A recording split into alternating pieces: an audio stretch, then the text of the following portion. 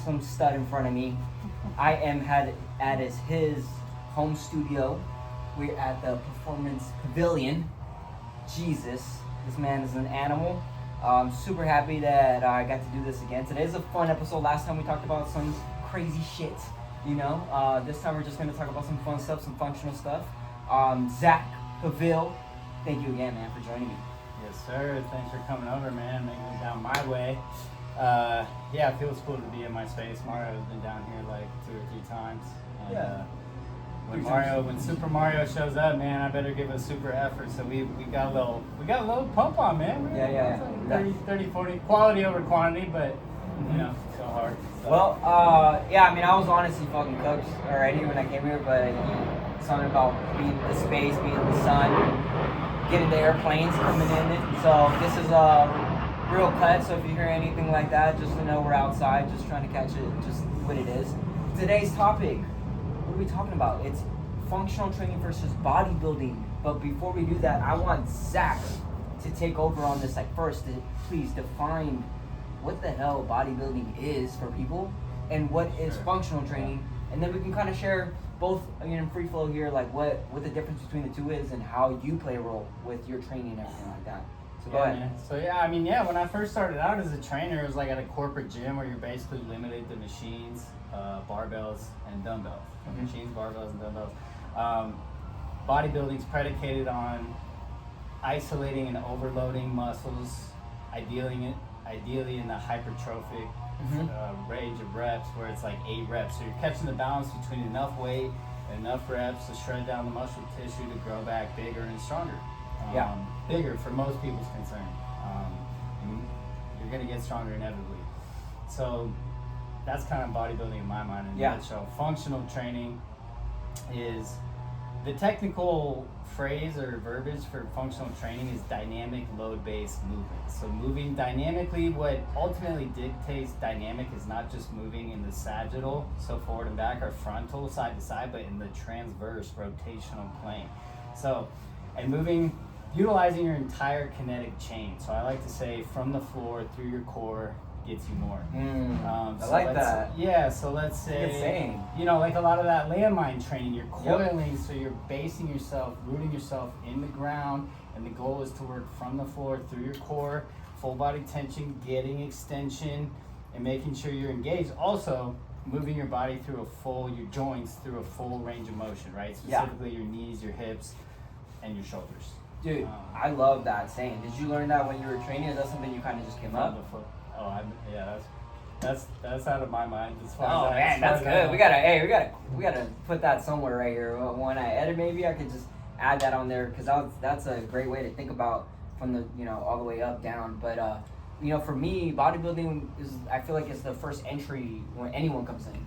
For a man. It's like, let me just build muscle, and obviously he's talking about hypertrophy, the increase of the muscle size, the well-roundness of the muscle. You're always focused on the fucking pump. That's why you're doing value, fatiguing the fucking shit, and just like pumping it to scope it and look a certain way. It's aesthetics. Aesthetics, exactly. And then functional training, in basic terms for me, it's how well can you bend, twist, rotate, and wait for the plane to go. Talk about sagittal planes, all that side to side, but ultimately, like, being functional for me, like, when I thought about it, I was like, what does fucking functional fitness mean? Is it just how well can you function throughout your day? Doing the basic shit, picking up shit, bending over, all that stuff that translates over. I love how Zack describes the more technical terms of it, because this is why he's such an intelligent dude. Coming in, he's been here in the game fucking longer than me. You've been 15 years in, right?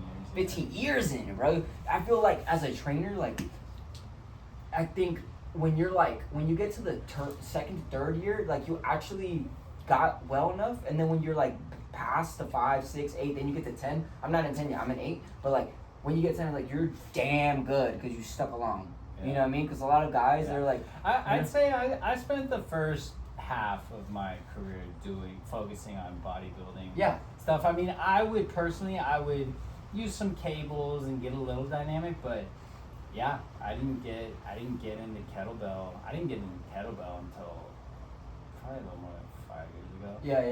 And 6, 7, and that makes sense. I think that was the biggest thing for me too. Like, I think after 3-4 years, I was like, all right, dude, I want to start getting into some functional bodybuilding a little bit, and then it came into like the real functional strength and all that shit with the kettlebells, landmines, sandbags. We got the freedom bags right here that we're sitting on.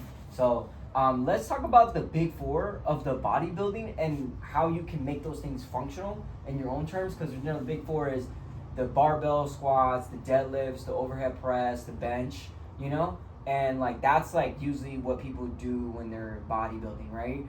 But then there's a functional twist that you can add to it. Well, that's like powerlifting. It can be powerlifting too. That's not to. Yeah, no, but it's a, like you said, it's inevitable to build muscle and strength at the same time. But yeah, power building, depending on how you approach those barbells. And I just want to hear from your own terms, like what's the difference of the intention when you train, and what kind of tools would you recommend when somebody quote unquote wants to go from like bodybuilding to like functional training? Yeah, I mean, if you, well, just a quick side note, like I have a pretty traditional strength and conditioning background. I played football for 8 years, so it was, bench, squat, power cleans, and hang cleans. Okay. That's kind of what it was. And again, you have to use especially with the cleaning, and I was never that good because I have long arms. I mean, I'm 6 feet tall. I have a 6'6". You're blessed. You're blessed the height. Well, yeah, it's give and take. It's good for the sandbags. I can wrap all the way around. Yeah. But okay, so someone transitioning from bodybuilding away. to functional Yeah, right. training. So kettlebells, I see kettlebells as the most versatile tool, and you can certainly do bodybuilding. You can work into hypertrophy. You can build as much muscle as you want. Now, by nature, they're really arduous and cumbersome on your wrist. So you got to get over that. That's like, and to me, it's beneficial because it's almost a little irritating and aggravating. Where you're like, all right, like you better be awake and you better be engaged, because otherwise, if you have poor form, so you got to make sure you're understanding not to get too technical, like the swiveling and the orbital nature of the bell. Like, you don't want the bell, imagine the bell as a flashlight, and you're sitting there at night with it, which you wouldn't do, but for metaphorical purposes, you don't want to shine the flashlight up towards the moon. You don't want to go vertical. The only time that's going to happen is with the overhead snatch. It's the only time. Even then, when you're real heavy, it's more swiveling right around the side. So I would say, you can get dynamic with dumbbells too, but I think the main point is that you want to be working again in that transverse rotational plane. So even if it's something as simple as, and you could do this with a dumbbell any weight, you have it in your one hand, you load up and you do a press, you do an overhead press, and you're moving in the transverse rotational plane, right? So you're getting used to that. You got to catch your balance points, right? So that's a lot of people's issue. They don't necessarily have the stability or the balance or the coordination, right? So ultimately, functional training challenges your coordination more than any isolation movement. If you spent your life on machines, my answer in short would be to hire a coach. You need to have a coach for, let's say, this guy 2 or 3 months. Yeah, and I'm not just saying that. Like, it's really, hire this guy. It's just letting you know. It's a safety issue. For real though, it is. Yeah, it's a safety issue, because if you tear up your shoulder, you tear your labrum rotator cuff, like, you're gonna be out for 6-7+ months rehabbing this thing and kicking yourself. Like, you'd rather invest in it and get the knowledge behind what the optimal sequencing of lifts are too, because if you're like, if you don't have I think not to knock CrossFit, but I'll knock it. Knock it out. Like, if you have a coach that is being completely reckless, and they not even intentionally, they just don't really know what they're doing. They have you do like 20-30 plus kettlebell swings, and then they're having you do 20 box jumps right after. You're gonna hit the box and get a fib fracture, and that could ruin your life. That could ruin your life. Yeah. I mean, I just want to say something real quick about the investment of a trainer, because like I went full like online, and like a lot of people sometimes who start in the beginning, like I genuinely recommend people, like, dude, get a personal trainer so you can learn some basic form and get away from the machines, because most people are actually scared to load weight or just actually be afraid of hurting themselves, because that's why they just cater to what's comfortable, So I think it's important to, like what he said, invest into someone to understand the sequence, even if you're not like gonna go all the way in, just to know some basics. This dude trains people in person though, so like if you're out here in SD, like please check him out. And but what I was gonna say is like the kettlebell shit. Like, you know how many times I bruised my wrist? Sorry, and as a base concept, like the difference between functional and isolation stuff is you learn to be a mover. Yeah. You learn to move, and I actually used to, not to pump myself up at all, but like I used to call myself a movement coach because I was really, I'm dually certified as a yoga instructor. Yeah. Like I was pretty into the animal flow stuff. At one point, I used to do that for warm-ups at my mixed martial arts dojo. So learning how to move and get coordinated and get your whole body, the key word is integration. So getting everything moving in concert, in unison, together to displace weight is like, that's what you're aiming for. Yeah, I mean, so I honestly see you as a movement coach. Well, yeah, I think people see me lifting. It is lifting. When you're moving a weight, you can term it lifting. But like the reason, and for like the heavy bags. I mean, those are the way my core has gotten built out. Like I'm kind of trying to lean up right now, and I'm down to 200 from 210. But like I've just created this. I have muscles in my core developed that I didn't even know were there, because I was like, the way that you have to engage and have full body, like the neuromuscular recruitment required to squat a 225 pound bag, for example, is not like squatting 225. Like that feels like you're squatting completely different, 315. Like completely it's totally overloaded. You're having to figure out your balance point, rocking into your heels a little bit more. You have to have really excellent external hip mobility. So that comes into play, the mobility, which how do you get better mobility? You work on your movement and exaggerating. A lot of stuff that people see online, well, two things. One, they're like, I'm never going to have to do this in real life. So at some point, you got to decide that your fitness journey, it becomes a game. It's just a fun thing. It's got to become fun. And it takes a while to get through the discomfort and the discipline, ultimately, to get through those initial phases and get comfortable with it. But functional fitness, you see people like, we were doing those little throws, the swing snatches. It's like, dude, we live such a sedentary lifestyle for the most part. Most of society does, especially in the US, that we're like, I'm sitting on the couch working remotely, or I'm in a cubicle, or I'm in an office, I'm in meetings, I'm sitting, car, office, chair, couch. That's it. Like, they maybe get a little walk and maybe you enjoy that, but like, it's worth getting into the deeper layers and it's ultimately too just about like your energy and your vitality and your libido, like if you know, and that comes with all that like, too, like that's just if you're just feeling like you can't keep up with your kids, or you can't focus at work, or your sex life sucks, like I feel that's a really that's a reality. It's a real concern, and like if you're not to get, but we're sexual creatures, right? Like your libido, like your vitality runs a lot of your life. So if you're like dragged down and you're looking at being you're 20, 30, 40, 50 plus pounds overweight, and you're pre-diabetic, or God forbid you are diabetic and you're having to manage that, like that can be a really sketchy situation. Or you have high blood pressure, like all of that can just cascade, and people just get complacent. They're like, well, it's not that bad. And it's like, you don't know how good it can be. You've never known. So if you hire a health coach, like I consider myself a health coach. I have a master's in nutrition education, and I've been doing the fitness thing, and I have several certifications in that. So it's it becomes like, what's the holistic lifestyle approach? And like I help people, schedule their days, morning routine. That's really important. Are you meditating? Are you journaling? And like things like that. Like people, no, I don't have time. I don't have time is the biggest excuse. I'm too busy. It's like, dude, if you work a 9 to 5, sleep from 9 to 5. It's that easy. Like it's that easy. And I get it. And, hey, we're sitting here. You're in a relationship. I'm single. And I don't have kids, right?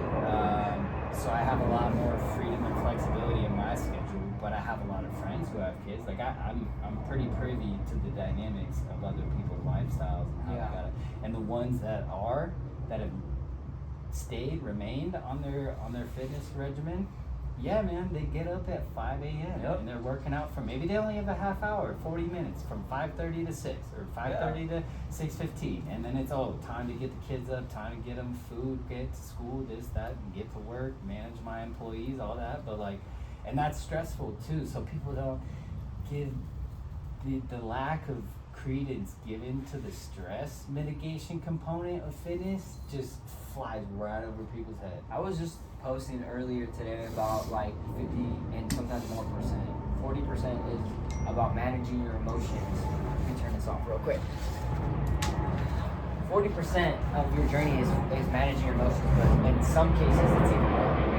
You know, just because, like you said, all that stress, like I'm in my 30s, I just stepped in my 30s, about to be 31, we're both Saggies, so it's like end of the year, we're about to, dude, dude's 38, looking good, bro. 6 months About to be 38, you know, I'm about to be 31, and it's like, these stress comes in so important if you're not managing your stress, and like, dude, 15-20 minutes is better than nothing too, you know, like, obviously if you could just fucking walk and just get a little pump, you know, we just got a little 30-minute pump today right now, right before we did this, and it was just once that sweat seal breaks, once I started sweating, you saw me, I was doing the rows, I was like, dude, then he got in, it came off my nose, and I'm like, hey, you're in it, you're committed, you're in the exactly. Obviously you and I have got more of a mechanism of a switch that takes years. Yeah, exactly. Let me ask you this, just shifting a little bit, like, what would be like the first tools that you would recommend for somebody to make that shift to get into kind of the functional side?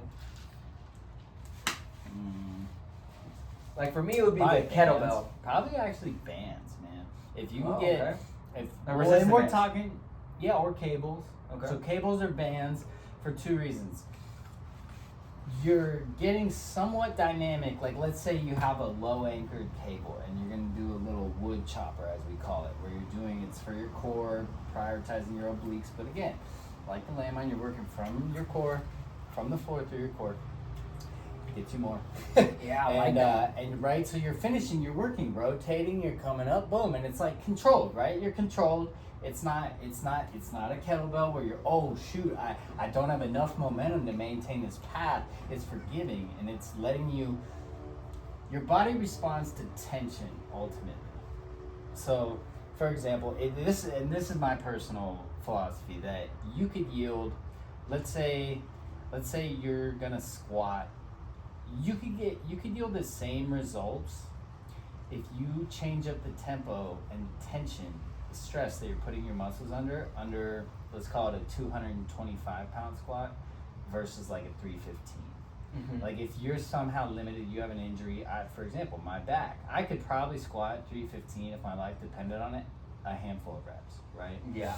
But I've got my back, my leg, maybe my shoulder's not so comfortable in that area. There's just something off. So I have no need to push it, no need to put myself in the danger zone and at risk of further compounding an existing injury or creating a serious one. You see a bunch of people blowing out their disc, deadlifting or whatever. So, right, the point is, like, I could take it down. I can focus on that eccentric negative phase, you know, for a 3. Yeah, a lot of people actually do not focus on that, bro. Yeah. So, or isometric, same thing. Isometrics. There's 3 phases to contractions, right? Concentric, the forceful contracting of the muscle, the shortening of the muscle. Isometric, you're maintaining the same length, but you're still overloaded and you're stagnant in a given point of flexion. And then eccentric is the negative or loading phase. Like a squat is the best example. Lowering, boom, exploding out of the slot, like, and so. So bands would be the first. Well, yeah, sorry, that was kind of a tangent, but the point is you're in a somewhat forgiving, controlled environment and using that tool. Or like, for me, I said bands because I have my pseudo cable apparatus is there's 5 different anchor points, eye bolts on my beams, so I can get different angles, and that's how I work. A warm up with my client always consists of that. We do a push, pull, rotation, and then legs is normally, lockout here. But even just as something as simple, if you're used to just doing squats and then lunges. Try doing squats and then some dynamic lunges where clock lunges are like a go-to for me. So you go like 12 out of 45, so call it 10 and a half o'clock, 9 o'clock, 7 and a half o'clock, 6 o'clock. Okay, so, right, and you have like five. matrix lunges. Well, yeah, I call them clock lunges, matrix lunges. You have 5 different angles on each side, so 10 total. So getting into your hips, right? Because a lot of people's hip, either their TFL or their hip flexor might be tight, their adductor might be tight. So you're gonna find out dynamic movement exposes your weaknesses really quick. Now, inevitably that makes the progression through, right? Like I said, I started doing kettlebell stuff 5-6 plus years ago. It's taken me a long time to get comfortable. I used to just have a pair of, I think they were 25s. I just worked with 25s. Yeah, I know. That was it. Yeah, if I go out to the park, I have my 25-pound kettlebells and then like a Bulgarian bag, which is my favorite. I'm really excited. He's been giggity about this. I'm talking about 50 pounder? 50 pounder is like, bro, I can't so wait. the one I've been slinging, that's pretty heavy. It's actually categorized as the elite weight class for the competition. That's suplex, hose, and weightlifting, which I might do next year. But anyways, I got that. I've ordered a 50 pounder, the legit OG leather one. I'm super excited about that. So that, you all have seen me doing that. It's real, a controlled centrifugal. It looks like rotation, but what it is anti-rotation. So I've got quick, it's really about like responsiveness. So I've got a snap with my oblique. I'm rotating a little. I'm not turning any more than like 45 degrees. And then I'm controlling through getting my shoulders through forward. And then, you can go in variations with the snatch lunge. Yeah, it's so cool to watch that movement when you taught me it when the first time I came here, actually, because obviously that was like a wrestling kind of foundation too, of like you said, wrestlers used it. The creator of it was the Bulgarian Olympic wrestling Greco, coach. right?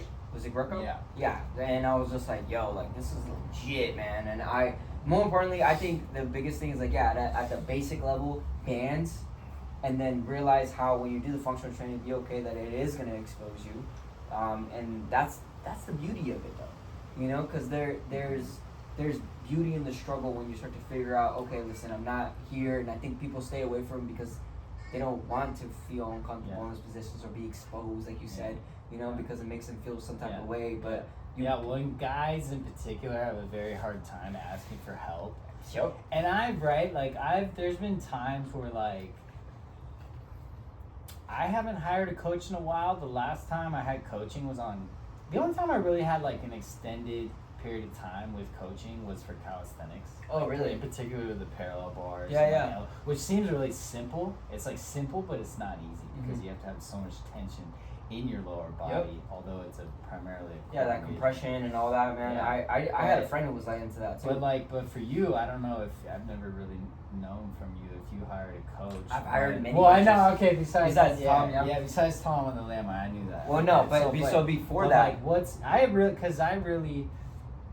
I really admire you as a mover. Like every time I'm seeing you appreciate it, bro. your story, dude. You got one up on me on the true spectrum of capabilities with the kettlebell, like or even like just taking things next level with like what were you doing, like an 88-pound pistol rack? Oh yeah, that's wild. So I don't even I could probably do that with like a 53. Yo, so I just want to say appreciate that. I actually started my journey with doing calisthenics, and the biggest thing is that I hired. It was actually 1 year in where I just capped my growth. And I just didn't know, and I knew, and it was like you said, I was a guy with a lot of ego who just like, dude, I don't want to help. But then I hired this guy named Brandon Myers for weighted calisthenics. He was in Santa Monica. I actually got to meet him shortly after because I learned how to combine weightlifting with calisthenics. But then I was in the parkour world too. Before, I was in parkour. That makes total sense. I was an inspiring stunt actor, guys. I had this brand that failed. It was called Ninja Fit. I thought it was cool shit. I tried to. I tried to audition in LA, and I met a couple pro parkour dudes that were fucking ridiculous, and they were calisthenic like dudes. So they taught me, and I saw them and sort of like my own coach, you know, because they were teaching me how to hold positions and like precision jumps and all these crazy movements. And then after that, I started taking courses and different things, and I taken my own certifications too. But like the biggest thing is that like I always wanted to be around people who were smarter than me, and I never. After that moment, I realized that like if you want to go fast and go alone, but if you want to go far, you need to go together. And like that was really kind of made me grow more, because I like one of the reasons why I really like being around this guy. So like I'm learning new terminology, I'm learning new tools, I'm learning new things here, because I'm like, yo, this is a space where you're gonna learn something. And granted, we learn from each other, but like it's so important to, you know, get that training. And I don't think, you know, someone could be a good coach without being coached. You know, like you have to have some form of coaching other than someone just being built. Like if I was gonna attack the landmine, which I gotta see how my back feels with that. I don't know. My gut tells me it's not the best idea for me to do in super. I mean, you're doing cycling right now. But I say that because I don't know the mechanics, so I'm in the dark on the best approaches and the most sustainable approach to progressing with that. And I think that's something I would probably look into. Mm-hmm. You know? Yeah, it's important. And I just stopped my coaching with Tom, this fucking monstrous dude who taught me about the landmines and it inspired me to grab some sandbags. I was working with him for like 8 months, and that's how I got crazy strength, just from being okay with trying new shit, you know. And then I started connecting with people around here who were teaching me how to do certain things, because, you know, like looking online, it can get you a certain point, but there's certain points like when you get those little cues from someone and you actually hear it, then you like start to notice, oh shit, that little fucking tweak dramatically increased my movement. Yeah, like when I first gave it a whirl, I was not keeping this coiled palm, and there it's the contact like, point, the landmark, and that's probably the number one like thing pointed out in that, right? Like you're not doing the that. contact point from your elbow to your hip is the landmark. Yeah, and you don't have the angle, and you don't have the breathe. You know, breathing is half of people's problem too. It's most of their problem. Like, I mean, I had a client, I actually just signed him on, and you know, whatever happens to most some people, but we were running through an initial assessment, and he was doing super well, and I was like, you know, he doesn't really have an athletic background, but he looks really good, and I'm like, hey man, well, if you're feeling it, I mean, like, hey, I'm not going to charge you over this for free, but like, let's get in a little flow, a little push pull drive. And you know, he was kind of doing some bent over rows. I had him going at little to no rest periods, like really light, but then he got a little woozy. And I was like, you know, but it kind of was helpful because I think it helped shed a light on like what his baseline is, what his capacity is. And I explained to him, I'm like, dude, like, take the expectation, eliminate the expectation of how much weight you're going to be moving or whatever. And thankfully, he doesn't really have a specific goal. He's sort of in the dark period. Like, this is his first go around with any lifting or moving, and he's like 30, you know. So I'm super looking forward. He's coming tomorrow morning for exciting. And yeah, man. So it's gonna be nothing but like education and growth, and that's what I really try to treat this space like an education. And it's exactly what it is. You know, it's exactly a silo, and like because some people want to turn off their brain and they want me to like run through everything, and it's kind of like follow the leader, like I'm a circus monkey type thing, which I try to avoid that. I try to slow people down and be like, hey, look, like we're gonna really drill down the mechanics on this thing. We're gonna rep it until you get the mechanics right and your breath pattern. Right? Yeah, the breath. So come in here, like be shooting for the moon. Like be trying to get your graduating from college in this or master's or PhD in movement type thing. It's a serious opportunity because that's what one-on-one really opens the door up for that, because you know, like I just launched a 60-day bodyweight program, which is like my goal with that was like a zero barrier to entry, no excuses. If you have anytime, anywhere. I think they timed it out, so it's through Trainerize as the platform, and they timed it out. Each one of the workouts is like a little over 30 minutes. Okay. If you adhere to the rest time. Now, reality is it might take you 40 minutes, 45, a little longer. You know, it's kind of a do your best, like there's video demos and whatnot, but that's something that I just wanted to, because they have a ton of kettlebell, barbell, ropes, BOSU, med ball, all the tools, but like I just want people to be able to see, and I weave in core exercises between these things, so it might even be as aggressive as like one lift, one core exercise, one lift, one core exercise, or 2 lifts, 1, 2 to 1 is kind of the general pattern. But yeah. That's cool, man. I love that you even dropped that, because I feel like people do need to start there, right? Just being used to their own body weight. Obviously, most of them do need to just eat fucking better, drop some weight, get used to even lifting their body weight, right? Well, and that's why you were in the nutrition side too. So, but let me ask you this this question, and I feel like we both have maybe a different answer to this, but functional training versus bodybuilding, which is better, or which one would you recommend? For me, it's both. I recommend both. Yeah, and I'll admit, like, when I used to, so I haven't been to a corporate gym. I used to belong to one down the street, and I built this space out starting like 2 years ago almost, and I haven't trained anywhere else. When you and I went to EOS that one time, I was like, dude, I haven't been to another gym in like almost 2 years. So hey, I can get with the bro, like, hey, let's pump it up, let's isolate, let's work on whatever it is, like the upper shelf of my chest. That's kind of the one thing I do for aesthetics. It's like try to do some shoulder, because genetically I don't have that. I have broad shoulders, but I don't have poppy delts. So I've always been like, man, I want like Dwight Howard delts. Dwight Howard, you know, those are massive delts, bro. Yeah. So it's like almost pseudo looks like a bodybuilder out there. But and I grew up. I still have like a lot of respect for dudes that I see now, whether people are juicing or not, whatever. But you can tell who's natural. Yeah, you know who's natural. You know who's using. Right, but there's some dudes with some freakish physiques where I'm like, damn, dude, like I know exactly what that took. I can feel what that took for them. And so I totally like I follow a fair amount of dudes just to see what they're doing for certain muscle groups.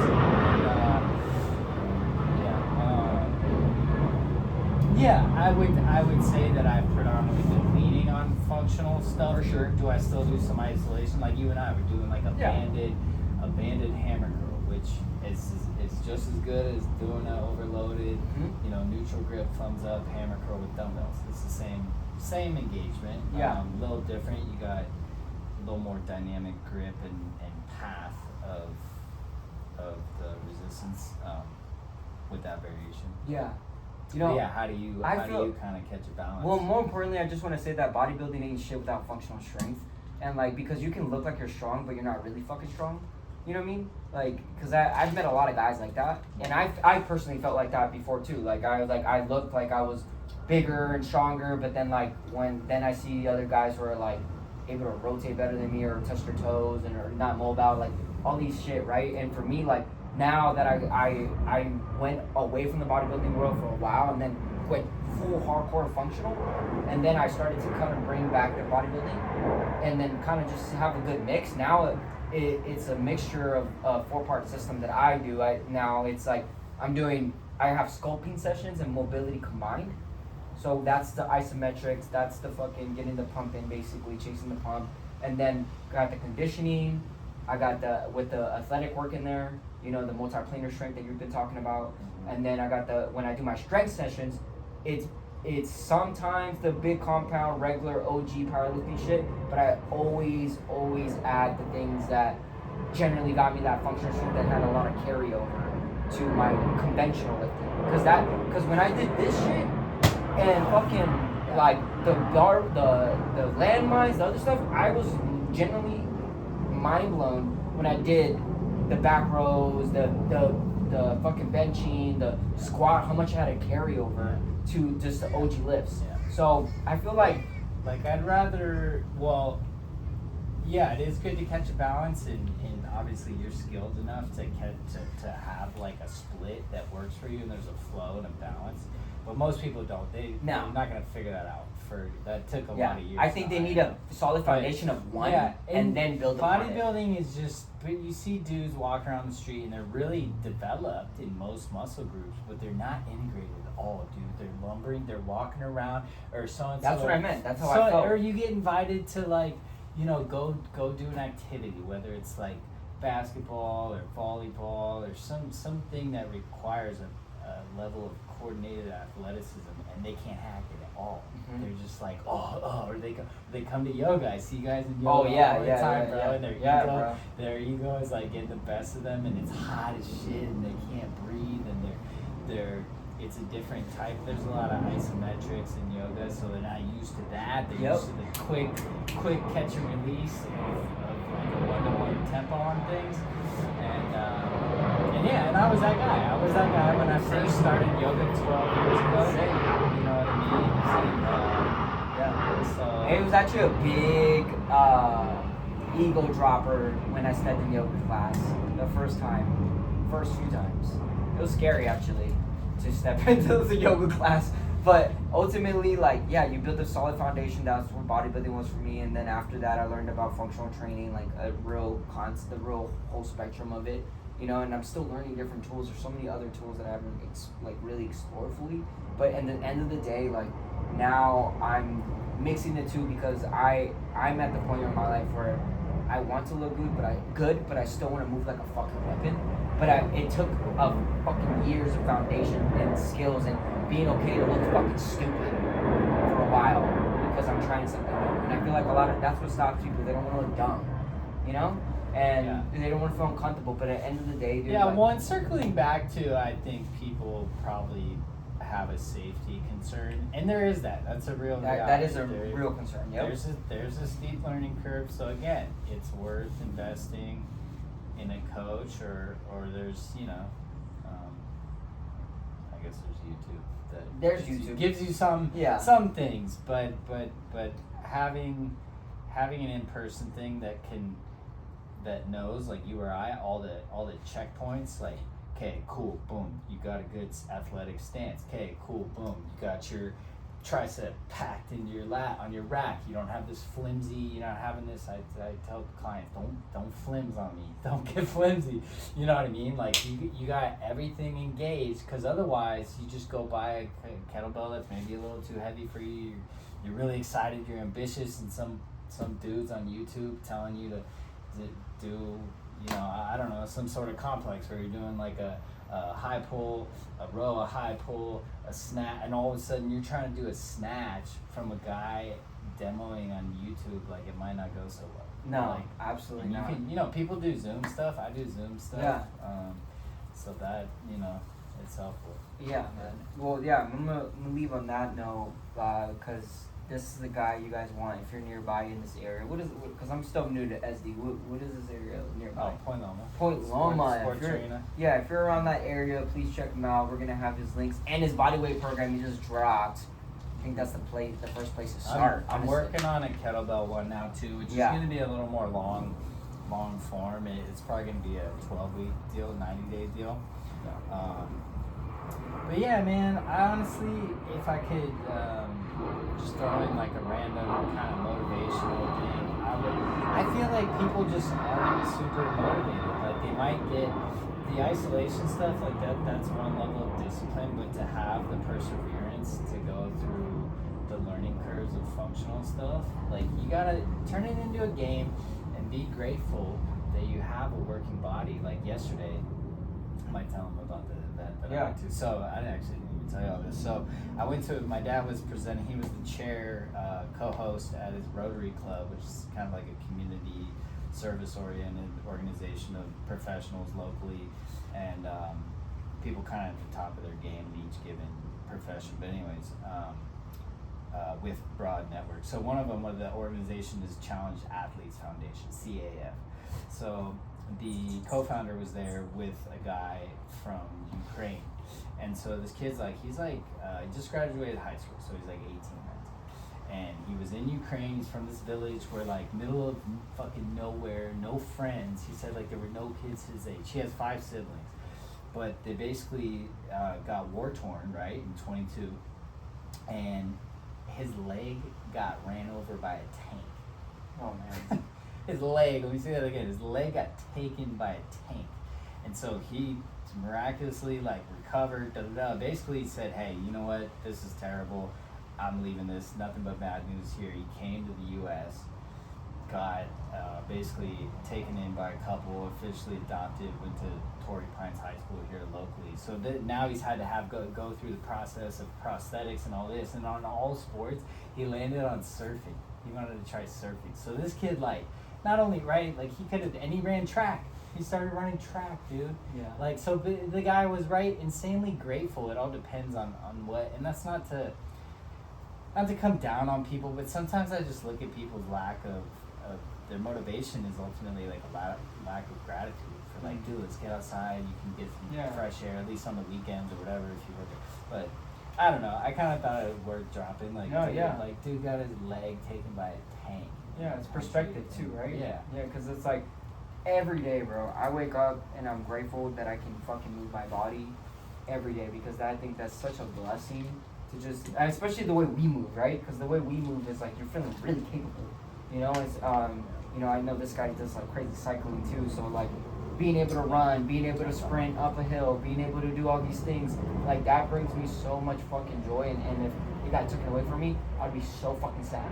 And so it just puts it into perspective, and I hope anyone who watches this shit checks out Zack shit, and just at least try one functional thing, new thing if you haven't, and be grateful about it. You know what I mean? Because gratitude can make you just more excited about just being able to do the damn thing, you know? So anyways, Zack, where can people find you? I know we're at your spot, but go ahead and let everyone know. So my Instagram is ZackEP, ZAA2ACKYP, and then my webpage is Pavel Wellness and Perform.com. So it's Pavel Wellness and Performance. I'm actually also going to be coming out with a personal branded app through that Trainerize platform I mentioned earlier. So you'll be able to just look up Pavel Wellness and Performance. I have my little icon. You'll be shuttled right into my roster. Yeah, guys. And I'll have everything on the links in the description below when I drop this on the YouTubes. But other than that, man, I appreciate working out with you and getting in it always, bro. Yeah. All right.